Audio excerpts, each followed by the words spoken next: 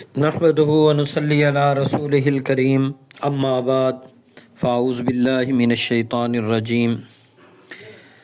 مسلمان کی شان یہ ہے کہ وہ مسلمان اپنے رب پر اعتماد کرتا ہے، اپنے رب پر بھروسہ رکھتا ہے اور اپنے رب کی قدرت اور طاقت پر اس سے پورا یقین ہوتا ہے۔ یہ مسلمان کی شان یہ ہے۔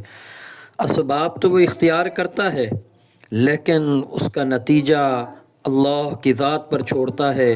اس کا جو نکلنے والا رزلٹ ہے وہ اپنے رب کی ذات پر چھوڑتا ہے۔ موقع بہ موقع، جگہ بہ جگہ وہ اسباب کو اختیار کرتا ہے۔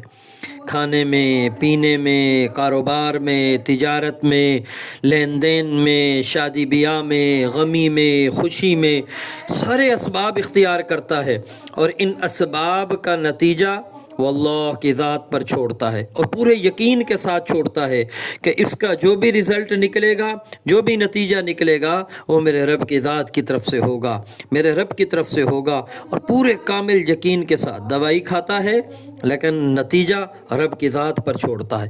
ایک ایمان والے اور کافر کے درمیان یہی فرق ہے، وہ جگہ جگہ اسباب کو اختیار کر کے یقین بھی ان اسباب پر رکھتا ہے، اور ایمان والا جگہ جگہ اسباب اختیار کر کے یقین بھی اپنے رب کی ذات پر رکھتا ہے۔ اور ان اسباب یقین کس طرح اس کا پھر رب کی ذات پر بڑھتا ہے؟ کبھی نفل پڑھ کر، کبھی صدقہ دے کر، کبھی قرآن کی تلاوت کر کے، کبھی دعا مانگ کر، اور کبھی لوگوں سے دعا کرا کر، کبھی نیکیوں اور خیروں میں بڑھ کر اپنی ذات پر یقین کو بڑھاتا ہے۔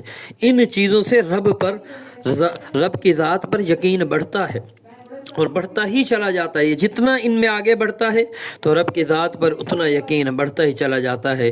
اس لیے پیارے پیغمبر صلی اللہ علیہ وسلم نے ارشاد فرمایا، اس وقت تک وہ کامل مومن نہیں ہو سکتا، صحیح ایمان والا نہیں ہو سکتا، صحیح معنوں میں مسلمان نہیں ہو سکتا، جب تک اس کی خواہشات اس کے تابع نہ ہو جائیں جو میں دین لے کر آیا ہوں۔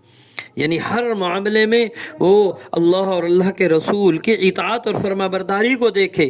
یہ ہے کامل مومن اور مسلمان ہونے کی نشانی، اور کامل رب پر یقین اور بھروسے اور اعتماد کی نشانی۔